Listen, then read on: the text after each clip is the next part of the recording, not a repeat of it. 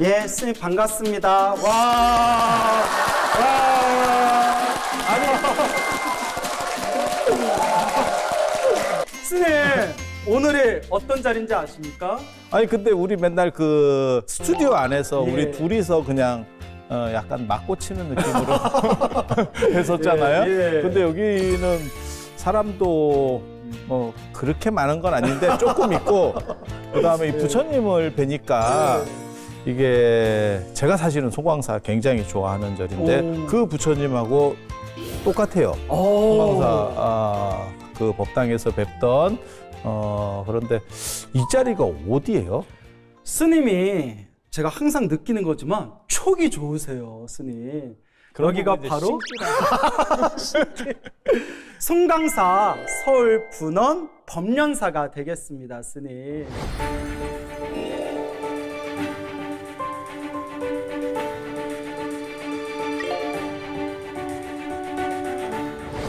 제가 스님 여기 법련사 갑작스럽게 지도법사가 됐어요. 여기 송광사 제가 유런에서 살고 있을 때 그때 총무솜을 받던 이제 스님께서 법련사 주지로 지금 계시고요. 그때 저한테 엄청 잘해 주셨거든요. 또 저랑 굉장히 친한 스님이 여기 또 총무 스님으로 새로 오셨어요. 정 때문에 제가 여기 지도법사를 맡게 되었습니다, 스님. 저 축하해 주세요, 스님. 서울에서 네. 스님은 서울에 사시면서 주변으로 많은 포교를 하시는 게 스님한테 맞는 것 같아요. 그리고 법련사 송광사 일찍 포교당을 이렇게 만들어서 이게 어떻게 보면 어른들의 성견지명이 있어서 지금은 이렇게 만들기도 어려워요.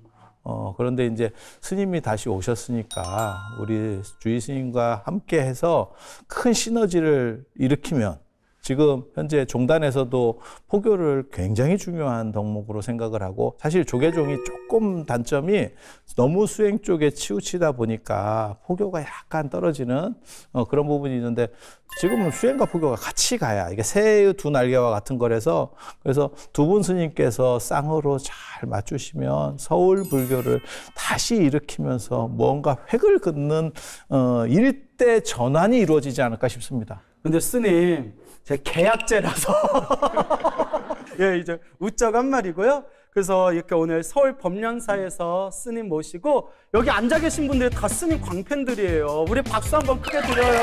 와, 네, 자연 스님 뵙고 싶다고 이렇게 오셨어요. 지금 부처님 오신 날도 가까워졌고 그래서 여러분들께서 봉사도 좀 많이 해주시고 저를 위해서 그리고 여러분들의 삶의 지표, 올바른 지표를 만드는 데 있어서 이 도심사찰의 역할은 그게 굉장히 중요한 거거든요. 그래서 산사하고는 다른 그런 품격을 가지는 사찰이 될 수 있도록 많이 외워해 주시고 사랑해 주시고 그리고 부처님의 가피를 많이 받으실 수 있도록 하셨으면 좋을 것 같습니다. 와, 법련사 많이 사랑해 주세요. 와.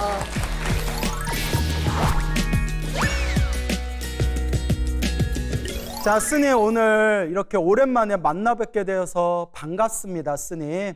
오늘 또 저희들이 나눌 주제가 있잖아요. 우리 불교계 가장 큰 축제인 아주 기념일이 있습니다. 그게 뭔지 아시죠? 뭘까요? 제 생일?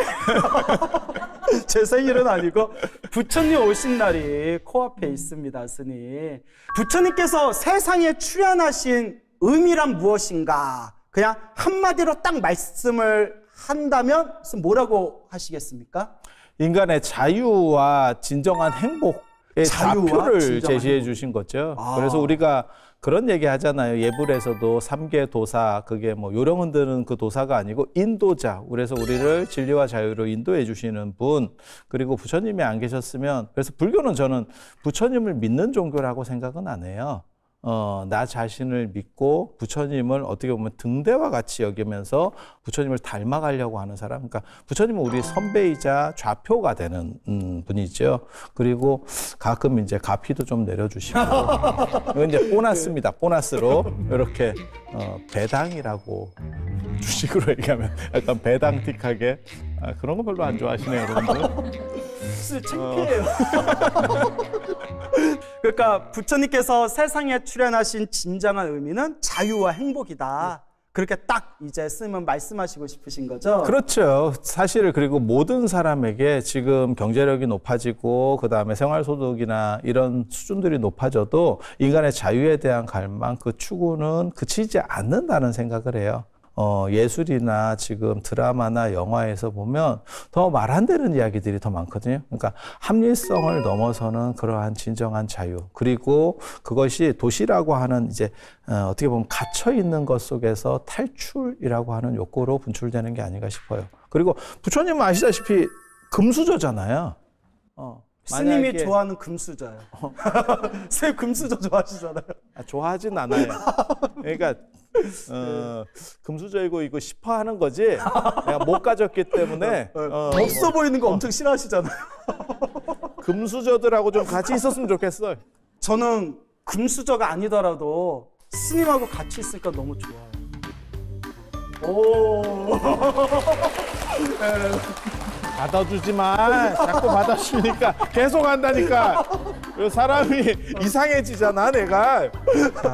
선생님, 그러면 우리가 자유와 행복이라는 의미에 대해서 생각을 해보자면 사실 이 자유라는 게 또 행복이라는 게 우리 입장에서는 여러 관점에서 해석할 수가 있잖아요.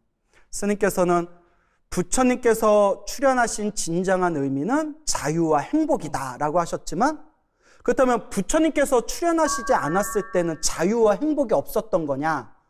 부처님 법을 만나지 않으면 자유와 행복이 없는 거냐? 또 이렇게 반론할 수도 있잖아요. 자, 거기에 대해서 또 스님 고견을 듣자면요. 거기에 대한 추구는 계속 있죠. 유기체라고 하면 죽음이라든지 늙음과 그런 것들을 고통으로부터 넘어서는 자유와 행복에 대한 추구는 언제들이 있었고, 그리고 부처님께서도 그 말씀 하시잖아요. 그러니까 내가 출현하지 않아도, 열애가 출현하지 않아도 그 진리라고 하는 어떠한 연기 법칙이라고 하는 그러한 것들은 계속 존재하고 있었던 거고, 그래서 부처님은 그 진리를 가르쳐주는 사람이지 발명자가 아니에요. 그래서 마치 스티브 잡스가 아이폰을 만든 건 어떻게 보면 새로운 걸 만들어낸 거고, 그런 개념이 아니고 뉴턴이 만유인력 법칙을 발견하듯이, 그러니까 부처님은 발견자고 그것을 인간들이, 다른 사람들도 다 발견해내면 그 자유를 얻을 수 있는 거죠. 근데 제가 거기에 대해서 또 이제 조금 더 부연해서 설명을 하자면, 우리 중생들이 느끼는 자유와 행복이라는 게 사실 영원한 게 아니라는 거죠. 덧없음이라고 표현하죠. 예. 태어나고 죽고 태어나고 죽는 생사윤회의 흐름에 대해서 부처님이 말씀하셨고, 나는 이것이 자유와 행복이다 생각하지만 사실 그것은 한낱 꿈에 불과하고 착각에 불과하고, 끊임없이 이 생사윤회의 고통 속에서 자기가 지은 업보대로 살아가는 이 중생들의 모습이 어떻게 자유라고 부를 수 있겠냐. 그거는 번뇌에 속박되어 있는 것이고, 망상에 구속되어 있는 것이고, 그리고 지금 느끼는 감각적인 쾌락과 즐거움은 무상하고 덧없는 것이다. 깨달음의 열반이야말로, 이 해탈의 깨달음이야말로 무엇과도 바꿀 수 없는 최상의 행복이다. 그래서 제가 법화경 경전을 참 좋아하는데, 법화경에 이런 구절이 나오더라고요. 부처님께서 세상에 출현하신 뜻이 무엇인가? 개시오이. 개, 부처님의 깨달음을 열기 위해서고, 시, 보여주기 위해서고, 오, 깨닫게 하기 위해서고, 이, 들어가게 하기 위해서다. 즉, 부처님의 그 완전한 깨달음을 중생들에게 전해주시고, 우리 중생들로 하여금 스님이 말씀하신 것처럼 영원한 자유, 완전한 행복을 얻게끔 하기 위해서다. 저는 이렇게 설명을 하거든요. 맞죠. 그러니까 두 가지 개념이 있는 거죠. 그러니까 현생에서 느끼는, 그러니까 현실에서 느끼는 속죄 안에서의 자유와 행복이라는 게 있고, 이건 이제 덧없다라고 하는 거고, 그러니까는 그거는 보톡스를 맞아본들 몇 달을 가겠나, 이런 게 어떻게 보면 유지되지 않는, 항상하지 않는 거고, 그것을 넘어서는 또 다른 이면의 본질적인 부분에서의 자유와 행복이라고 하는 두 가지가 있는 거죠. 그러니까 사람 뜻만 맞으면 하루에도 매일같이 행복한 일들은 일어나요. 하지만 그런 것은 계속해서 바뀌어가는 거잖아요. 그래서 뭘 생각하시면 되냐면 거친 파도가 휘몰아쳐도 태풍이 불어서 거친 파도가 휘몰아쳐도 그 이면에 있는 시면에서는 계속해서 고요하게 흐르는 물들이 있는 거죠. 그래서 그것이 현상에서 처리가 될 수 있으면 부처님이 출가를 안 하셨겠죠. 무언가 당신께서 안 된다고 생각하니까 그 조건들을 버리고 새로운 길을 제시해줬고, 우리는 우리의 목적도 단순히 출세나 성공이나 이런 게 아니기 때문에, 물론 저는 그런 것도 좀 있긴 하지만 난 그거 있어. 스님, 나 세상에서 있어. 출세하고 싶으세요, 스님? 그러니까 우리가 이렇게 방송에 나와서 이런 거 하잖아. 일이라뇨, 스님. 저는 아니에요. 저는 온전하게 난 부처님 관종이야. 법을 난 관종이야. 스님 창피해요. 지금까지 출세하고 싶은 자연 스님이었습니다. 근데 스님, 불교계에서 자연 스님 하면 모르는 사람이 없는데 여기서 더 출세하고 싶으세요? 제가 늘상 하고 싶은 거는, 저는 불교의 교육과 관련된 거 체계를 잡는 거하고, 무종교나 타종교에서 불교와 접점에 있는 사람들에 대해서 언제나 제가 나서서 무언가를 그분들이 편안한 이러한 그 다음에 진리의 기쁨을 알 수 있도록 해주는 게 사실은 제 목적이에요. 그러니까 스님이 말씀하신 출세는 세상의 부귀 영화를 뜻함이 아니라, 그것도 좀 있어. 계속 착각하려고 하지 마. 그것도 좀 있어. 그것도 좀 있어. 부귀 영화를 누리고 싶으세요? 그것도 좀 있어. 친구 배고파서 목이 탄다. 계속 못하겠어. 어느 정도는 그것도 돌아가야 돼. 예, 알겠습니다. 자, 지금까지 출세하고 싶고 부귀 영화 누리고 싶은 자연 스님이었습니다. 자, 그러면 스님 이야기의 흐름을 좀 바꿔서요. 우리가 부처님께서 세상에 출현하셨다 할 때 좀 두 가지 관점이 있어요. 이걸 스님이 한번 짚어주셨으면 좋겠는데, 석가모니 부처님은 이미 깨달으신 분이다. 이미 완전히 깨달으신 분이 사람의 몸으로 중생을 제도하기 위해서 출현했을 뿐이다. 그러니까 이미 깨달았던 분이다. 보리수 나무 아래서 깨달음을 얻은 모습조차도 다 한바탕 연극이었을 뿐이다 라는 관점이 있고요. 두 번째 관점은 우리가 흔히 알고 있는 관점. 왕자로 태어나서 머리 깎고 출가해서 고행을 하다가 보리수 나무 아래에서 선정이 들어서 그때 비로소 성불하셨다 라는 두 가지 관점이 있잖아요. 예. 스님이 법화경을 좋아하시네. 저는 부처님 경전 거 다 보면. 좋아해요. 예. 근데 솔직히 이런 두 가지 관점이 있잖아요. 대승에서 바라보는 관점, 또 남방불교에서 바라보는 관점. 쓰면 어떻게 생각되세요? 그러니까는 이제 앞에 우리 스님께서 말씀하시는 거를 가현설이라고 하는 거거든요. 그래서 현상에서 드러났었던 그러한 일대기의 모습들은 사실은 본질적 차원의 문제가 아니고, 그것은 어떻게 보면 왕자가 된 거지와 같은, 그래서 왕자가 거지의 역할을 한 것 같은 모습으로 드러내서 중생들을 제도하기 위한 거였다. 라는 관점이 법화경을 중심으로 이제 나타나는 거고요. 그거는 왜 그런 얘기가 나오냐면, 완전한 깨달음을 얻은 분이 단순히 어떠한 방식을 통해서 그것에 도달할 수도 없고, 그 다음에 불완전이 반복된다고 해서 완전에 이를 수가 없기 때문에, 완전이라는 논리 구조에서 봤을 때는 불완전했던 그 상태들도 다 완전일 수밖에 없다. 괜히 이 주제를 꺼낸 것 같은데 분위기가 쎄한데. 아니에요, 다들 집중해서 듣고 있는 거예요. 저 타짜 영화가 갑자기 떠오르는데. 타짜에서 왜요? 비수가 날아.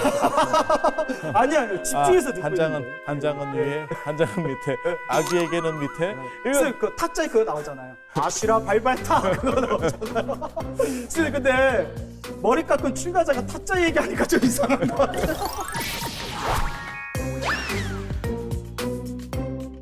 그래서 그런 걸 가연설이라고 하는 거고, 그리고 그거는 기독교에도 똑같이 있습니다. 예. 그래서 기독교에서도 예수를 성령과 일체화 시킬 거냐, 그 다음에 그냥 성자의 개념으로 볼 거냐라고 하는 것과 사실은 맥락이 거의 통하는 거예요. 그리고 그게 유교에도 있었어요. 그래서 유교에서도 인간공자라고 하는 개념이 있는가 하면, 공자는 흑제, 북방 흑제, 그러니까 북방 하느님의 아들이다라고 하는 썰이 있어요.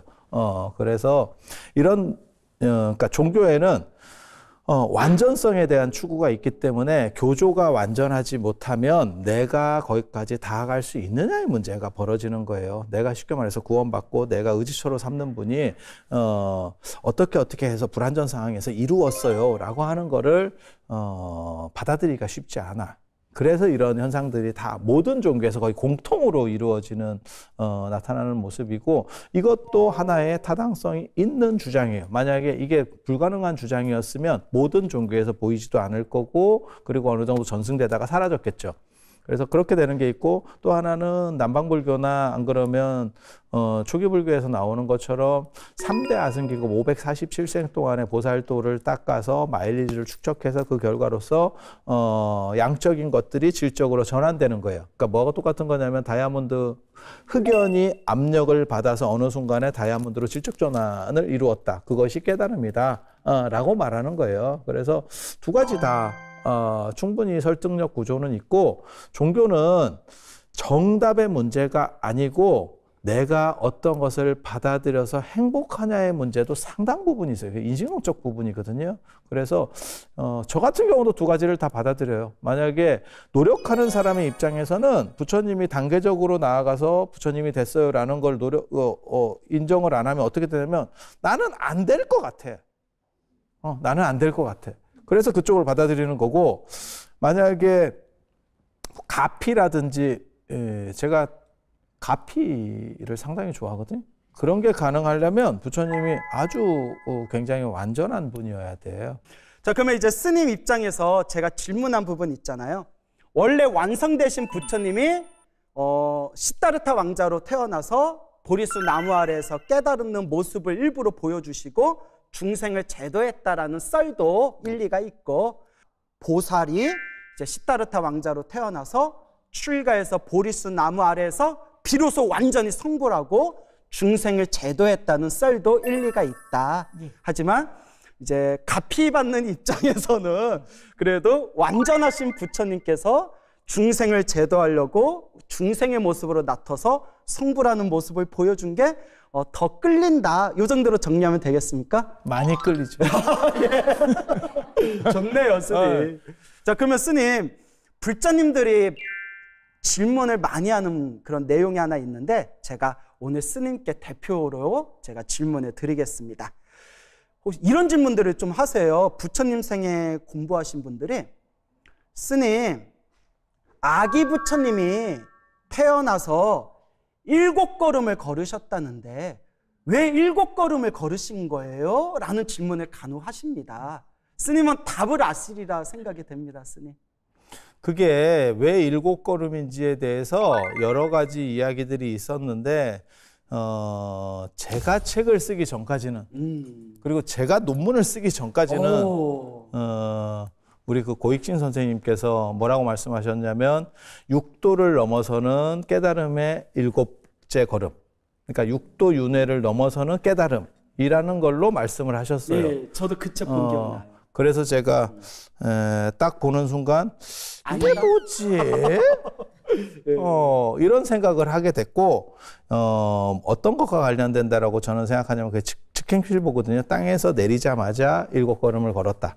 이렇게 나오는데, 거기서는 7이라는 숫자에 주목을 해야 돼요. 그래서 인도에서 부처님 당시에 사용하던 진법체가 사진법과 칠진법 두 가지가 있어요. 사진법과 칠진법. 그래서 부처님은 4월 8일에 태어나시고, 그 다음에 사성제 8정도 12연기를 말씀하시고 16대국을 돌아다니시고, 그 다음에 80세로 돌아가셔서 84,000 법문을 설하시고, 뭐 이렇게 전부 사진법 체계고, 그 외에 칠진법 체계로 나오는 게 일부가 있어요. 그리고 서북인도 쪽으로 가면 칠진법 문화가 훨씬 더 강력합니다. 그래서 극락과 관련된 아미타 정토랑 관련돼서는 전부 7 숫자가 계속 반복해서 나와요. 그리고 서북인도 쪽에 설일치 유부가 있었기 때문에 그쪽 서쪽 지역에 있었기 때문에 칠지법 문화를 받아들여서 오늘날까지 남아있는 것 중에 하나가, 사진법에서는 뭐든지 진법 체계에서는 제곱이 들어가면 그게 완전이라는 뜻이 있어요. 십진법 체계에서는 100이 온이에요. 온전하다 할 때. 그래서 온 100 이렇게 가는 거고, 요즘은 단위가 더 커져서 100 곱하기 100이 돼서 만이 되는 거예요. 그러면 만물, 만사, 만생, 만세 이렇게 하듯이 이게 완전하다는 뜻을 가지게 되는 거고, 사진법 체계에서는 4, 16이 완전성을 가져요. 그리고 그거는 대지도론이나 이런 데서 나옵니다. 16이라고 하는 것은 완전성을 가진다. 그리고 실진법 체계에서는 49가 완전성을 가집니다. 그래서 49제라는 것도 그 서류일치 유부 쪽에서 나오는 이야기인 거고, 그러니까 49일이라고 하는 중음이 49일이라는 것도 나오는 거고, 그리고 그 칠진법 문화 때문에 이 7걸음이라고 하는 게 나오는 거예요. 그러니까 완전하게 걸었다라고 하는 거예요. 그러니까 이 세상에서 모든 어떻게 보면 태어나자마자 완전성으로 모든 곳에 두루 들리게 탄생계를 말씀하시는 거예요. 그게 뭐냐면 천상천하 유화독존 일체계고 오당한지라고, 개성도 여러 가지 좀 버전이 있는데 지금 말씀하시는, 제가 지금 말씀드린 천상천하 유화독존 일체계고 오당한지나 아당한지가 제일 일반적 버전이에요. 그래서 그렇게 말씀하시는 거고, 그 얘기는 뭐냐? 모든 곳에서 내가 가장 어떻게 보면 더 이상 비길 데가 없다라고 하는 선언입니다. 선언. 그래서 7이라고 하는 숫자는 사실 거기서 그렇게 해석하는 게 타당성이 더 높습니다. 그러면 이제 스님은 말씀하신 거 조금 정리해 보자면, 일단 저희가 왜 아기 부처님은 7걸음 걸었을까라고 했을 때, 뭐 첫 번째 우리가 대중적으로 많이 알고 있는 썰이 육도윤회, 지옥, 아기, 축생, 아슈라, 인간, 천상 6가지 세상을 돌고 도는데 한 걸음 더 7걸음을 걸었다는 것은 육도윤회에서 완전히 벗어난 대자유, 대해탈을 뜻한다. 이렇게 해석이 되고, 또 두 번째는 제가 어디 남방불교 이제 사야도 그런 분들의 책을 봤는데 7이 그 37조도품, 깨달음을 얻는 37조도품 중에서 7각지를 뜻한대요. 그 다음에 이제 세 번째가 이제 스님께서 말씀해 주신 인도에서는, 고대 인도에서는 7이란 숫자를 완전한 숫자로 봤다. 성스럽고 완전한 숫자로 봤다. 라는 의미에서 아기 부처님이 7걸음을 걸었다는 것은 7이라는 걸 완전한 숫자로 바라보던 그때 인도 문화와 이제 어느 정도 그게 결부되어진 어떤 그런 하나의 모습일 것이다. 이렇게 이제 정리하면 되겠죠? 그리고 이게 되게 재밌는 게, 완전성을 투영하려고 이제 그 불전들을 제가 다 찾았거든요. 전해지는 불전을 모두 찾았는데, 그렇게 보면 7걸음을 걸었다도 있고, 사방칠보를 걸었다라고 하는 것도 있고, 육방칠보를 걸었다는 것도 있고, 십방칠보를 걸었다는 것도 있어요. 그래서 그거는 완전성의 의미를 두려고 노력을 했구나라고 하면서 든 한 가지 생각은 뭐였냐면, 상하로 걷기는 육방칠보면 상하를 걸었다. 이게 어떻게 걸어야 될까? 갔다가 제자리에 와서 또 갔다는 건지. 아니요. 이게 위나 아래로 이거를 이렇게 걸으면 모르는데, 이게 조금, 그러니까 의미부여가 더 크게 투영되는 것 같고, 그리고 현재 우리나라에 팔상도가 한 20종류가 남아있거든요. 근데 대부분은 사방으로 이렇게 네모로다가 만들어져 있어요. 그래서 여기에 대한 논점들도 생각보다 오랫동안 이야기들이 있었구나라는 거는 알 수 있어요. 여하튼 7이라는 숫자가 완전한 숫자를 뜻한다. 요 정도에서 정리하면 될 것 같아요. 그래서 77에 49, 한 바퀴 돌고, 49가 이게 굉장히 재밌는 게, 이 문화가, 49 문화가 어디로 떨어지냐면 속화되면서 투전판에서 사구다시라는 문화로 되거든요. 사구다시. 투전판이요? 섰다 이런 데서 사구는 다시인데, 사구가 되면 사구를 잡으면 다시가 나오는데, 이게 굉장히 재밌는 게, 상당히 이게 불교적으로 진짜 영향을 많이 미쳤구나라는 생각을 제가 왜 했냐면, 동네마다 이 사구다시면 파토거든요. 이 판이 다시 깨져서 다시 돌아가는데, 그러니까 윤회랑 똑같은 거예요. 한 바퀴 돌아가는데, 그거 나오잖아요.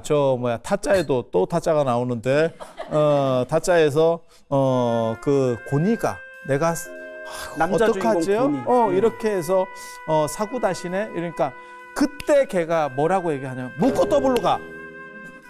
다시 돌릴까요? 다시 되돌려서 다 끝낼까요? 그러니까 묶고 더블로 가.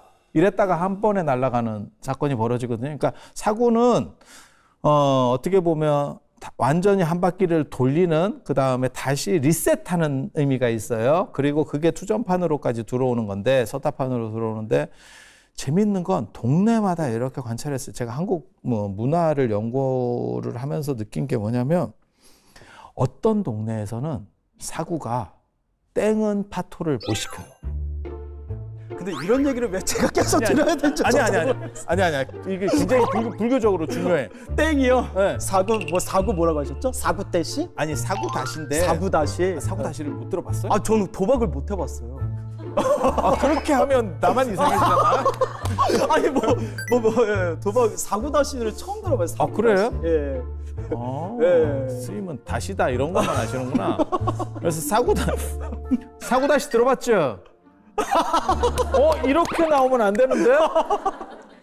스님, 그러니까 스님께서 말씀해 주신 그 부처님의 7걸음에서 그게 우리 불교 문화, 나아가 한국 민속 문화에도 엄청난 영향을 미친 부분이 있다라는 걸 아주 정확하게 짚어주신 거잖아요.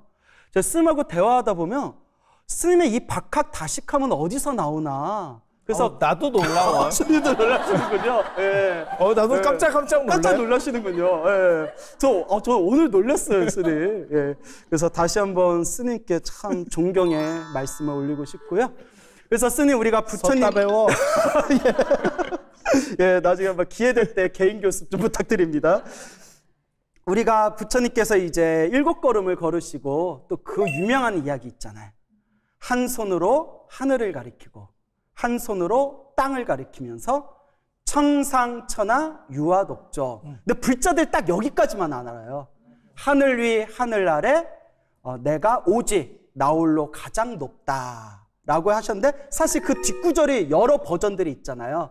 제가 기억하는 거는 뭐 삼계계고 아당한지도 있고요.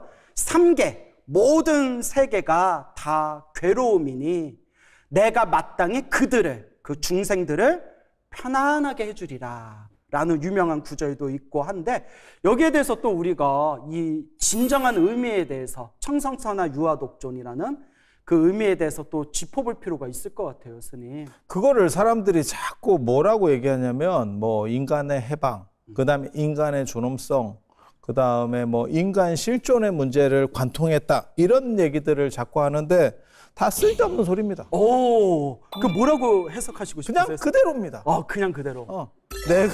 내가 짱이야? 트웬티원 선생님께서 말씀하셨잖아. 내가 제일 잘 나가. 그 얘기를 하고 싶었던 거예요. 부처님이 최고다. 그래서 천상이라고 하는 거는 신들의 세계. 예. 그다음에 천하라고 하는 거는 인간들의 세계에서 그러니까는 천상과 천하에서 신과 인간의 그러니까 이족으로 움직이는 두 발로 움직이는 대상들 중에서 내가 최고입니다. 라고 하는 거예요. 부처인 내가 최고다. 네. 아니 그냥 태어난 내가.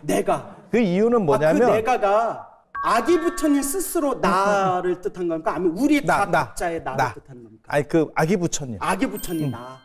그러니까 언뜻 들으면 이게 뭔가 싶은데 그럴 수밖에 없었던 게 그러한 탄생계가 만들어질 때 어떤 이유들이 있냐면 저쪽은 지금 바라문교나 힌두교에서는 신을 내세우고 있는 거예요. 그러니까는 지금으로 말하면 예수 같은 존재가 있는 거예요. 근데 부처님은 사실 35세 때 깨달음을 얻으셔서 붓다가 된 거지 그전에는 우리랑 똑같은 인간이고 그렇지만 붓다가 될 인간이기 때문에 이제 보살이라고 하는 석가보살이라고 하는 꼭 부처님이 될 사람으로서 특징하는 것뿐이에요. 그러니까 붓다는 후천적집이지 선천적으로 탁 가지고 나오는 게 아니에요. 마치 대통령하고 똑같은 거예요. 그거는 누가 종자가 있었던 게 아니고 우리 중에서 우리 대한민국 국민 중에서 뽑히는 거지.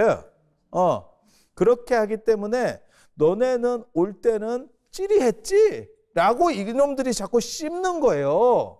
그러니까 그 당시 종교 상황을 보면 그게 굉장히 많이 시달렸는가 봐. 그래서 이 구절이 들어가는 겁니다. 그러니까 구원자로서 너네가 신이라고 말하는 그 걔네들보다도 그게 천상에 속하는 집단이에요. 천상에 있는 신들보다 부처님이 더 대단해요. 그 말을 갖다 박제를 시킨 거예요. 근데 이게 오늘날의 관점에서 보면 그 시대 상황을 모르니까 이거 조금 너무 약간 좀 그런 거 아니에요? 이게 혼자서 이렇게 할 수 있을까? 트웬티원 이전에도 이런 분이 계셨다고? 이런 생각을 하는 거야. 그러니까 조금 이제 인간의 부처님을 좀 해방, 겸손하게 만들고 싶었나 보죠. 인간의 해방, 뭐 실존, 무슨 뭐 촌엄성 이렇게 포장을 하는데 그냥 있는 대로입니다, 사실은. 그리고 그건 그 시대상에서는 정당했던 논쟁이, 그 논리 구조를 가지고 있었던 거예요. 스님께서 말씀해 주신 부분이 아주 명쾌하다는 생각이 들어요. 그 당시에 인도 문화는 신들의 사회였잖아요. 신을 믿고 제사장들이 있고 신을 향한 문화였는데 신들조차도 영원한 존재가 아니다. 또 신들 위에 깨달은 자, 붓다가 세상에 출현했다. 붓다인 내가 하늘 위에 하늘 아래 가장 높다라는, 어찌 보면 이제 부처님의 가르침이 세상에 출현할 것을 그렇게 예고하는 엄청난 대선언이 될 수 있겠네요. 그리고 불교의 특징을 보여주는 거예요. 그러니까 불교 이전의 종교들은 특수하게 작은 부분들에서는 인간 중심적인 거가 있었지만 실제로는 큰 불교처럼 이렇게 덩치가 커지는 종교는 없었어요. 그러니까 다 신을 믿고 있는 판들이 장악하고 있는 데서 우리는 이게 특징이에요 라고 무언가를 얘기하는 거예요. 그래서 신보다 높은 진리, 진리 중심의 종교로서의 천명을 하는 구절입니다, 이게. 그래서 굉장히 중요한 거예요. 그러면 진리라는 건 뭐냐? 진리를 체득하신 분이 부처님이에요. 그리고 우리도 체득하면 붓다가 되는 거고. 그래서 여러분도 보살이고 사실 광호 스님이나 저도 보살이에요. 그래서 우리가 비구계 받을 때 사실은 보살계도 같이 받거든요. 예. 그래서 우리가 수계 같은 거를 저희도 할 때도 보면 보살비구 이런 표현을 써요. 그건 뭐냐면 진리를 향해 다 끊임없이 노력하고 다가가는 사람, 그리고 그로 인해서 종극에는 언젠가는 붓다가 될 사람, 그리고 그렇게 가는 삶이야말로 진정 자유롭고 행복한 완성된 삶이다라고 말하는 게 사실은 그 선언이에요. 그리고 너네가 알고 있는 그 신중심이라는 게 사실은 다 뻥커야. 그거 나왔냐? 어디 보이냐? 신이 유튜브를 하면 100만 조회수 쉽습니다. 그리고 우리나라 전체가 아마 개신교 국가가 될 거예요. 나 신이 나와가지고 유튜브 하면서 자, 총을 쏴보세요. 끄떡이 없죠? 이런 거 몇 번 하면 내가 거기다가 슈퍼챗을 쏜다. 슈퍼챗을. 자, 스님 이제 마칠 시간이 되었는데요. 오늘 부처님 오신 날의 진정한 의미란 무엇인가에 대해서 대화를 나눴는데 영양가가 별로 없었던 느낌이 자꾸 들어서, 하지만 그럼에도 불구하고 우리가 감추어진 얘기를 했잖아요. 감추어진 얘기. 이게 주제 자체가 사실 좀 거기에 부처님이 세상에 출현한 재미난 불교설화 같은 이야기, 숨겨진 이야기도 나누고 싶었는데 또 우리에겐 다음 기회가 있잖아요. 무엇보다 오늘 스님께서 또 굵직굵직 또 명쾌하게 짚어주신 내용들이 많은 불자님들에게 큰 도움이 되었으리라 생각합니다, 스님. 자, 그래서 스님, 저는 문득 이런 생각이 들어요. 스님께서 지금 이야기해 주신 부분이지만 하늘 위에 하늘 아래 부처님이 가장 높다, 훌륭하다라고 말씀을 하셨잖아요. 하늘 위에 하늘 아래 가장 위대하신 부처님의 제자가 될 수 있는 우리는 얼마나 행복한 존재인가 라는 그런 감정이 스님의 말씀을 듣고 마음에서 솟구침을 느꼈습니다. 그리고 내일은 우리가 금치를 하고 저 자리에 가 있을 겁니다. 자, 참고로 평소에 금을 좋아하던 자연스님의 말씀이었습니다. 자, 스님 이제 마지막 마무리 말씀 부탁드립니다. 부처님 오신 날을 맞아서 단순히 경화하고 등을 달고의 문제가 아니고 그분의 삶을 우리가 한번 되새겨보고 그 좌표로 척도를 가지고 닮아가려고 하는 모습을 보인다면 여러분은 이미 부처님 제자를 넘어서 부처님이 되신 거라고 생각을 합니다. 그래서 하루가 붓다가 되면 하루가 부처인 거고, 그렇게 계속 살아가면 여러분은 불과를 완전히 이루십니다. 와. 스님. 역시 스님은 관중들이 있어야 힘이 나시네요. 제가 오늘 다시 느꼈거든요. 다음에는 더 모아보도록 하겠습니다. 스님 오늘 너무 감사드리고요. 다음 시간에 또 건강한 그런 모습으로 찾아뵙겠습니다. 스님 감사합니다. 고맙습니다.